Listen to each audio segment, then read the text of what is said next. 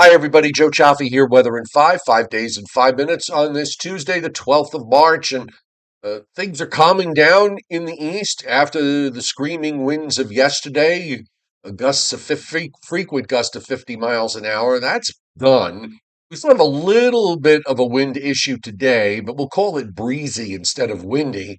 Meanwhile, in the west, we've got winter storm watches up for parts of central Colorado along with winter weather advisories that are scattered throughout the central and northern Rockies, as well as in the Pacific Northwest, with the latest storm system that's coming in there.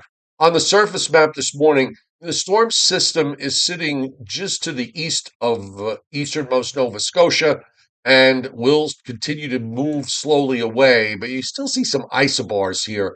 The lines of equal pressure across New England, back to just east of New York City and into southern New Jersey and Pennsylvania, indicating that at least for a while it's going to be on the breezy side today. Maybe some gusts up into the high 20s to near 30 at times. That should be about it. But it's also going to be a west wind, and the high is centered down in Alabama and Georgia. So that means temperatures are going to warm up nicely and no sea breezes to worry about at the shore. So a nice sunny day here. We've got a frontal system in the middle of the country. We've got one along the west coast with the latest round of energy coming in there.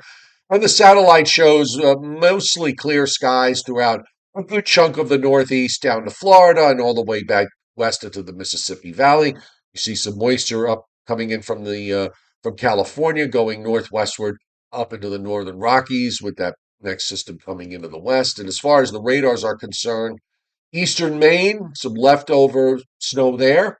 Radars are quiet until you get to the northern Rockies and the Wasatch in Utah, and points west up and down the west coast from Washington State to central California, with some areas of rain in the along the coast and in the valleys, and some snow up in the mountains. As far as rainfall is concerned, over the next 7 days. In the Northeast, it looks like a half to three-quarters of an inch. So this actually takes us through next Tuesday morning. We've got a couple of weather systems that are going to be moving through the Northeast in that time frame. So we've got a half to three-quarters of an inch of liquid being indicated there. And that goes west to the lower lakes. It also continues into the central plains and down into the central and southern Rockies. Big rains forecast for later this week, along with some severe weather risks across the deep south from East Texas and southeast Oklahoma, eastward through Mississippi and Alabama and into Georgia. We're talking an inch and a half to, in some cases, in the areas closer to the Gulf Coast, where we're talking about 3 inches or more of precipitation. Let's quickly check the risk for severe weather. The Storm Prediction Center for today has a small area of marginal risk, mostly in southeast Kansas and in western Missouri. That area comes with no elevated tornado risk. Then, as we move on to tomorrow, this is Wednesday into Thursday, we've got marginal to slight risk from northeast Texas on northward through eastern Oklahoma, eastern Kansas. Got an area of slight risk in there too, going into western Missouri with a 2 and a small area of 5% tornado risk. And then for day 3, which is Thursday into Friday, we're looking at slight risk from central and northeast Texas, northeastward up through the middle and even into the upper Mississippi Valley. So that's with respect to severe weather. Now let's check out the probability for snow. And it's all in the west, fairly high probabilities in the central and northern Rockies for at least 2. Also in the Cascades.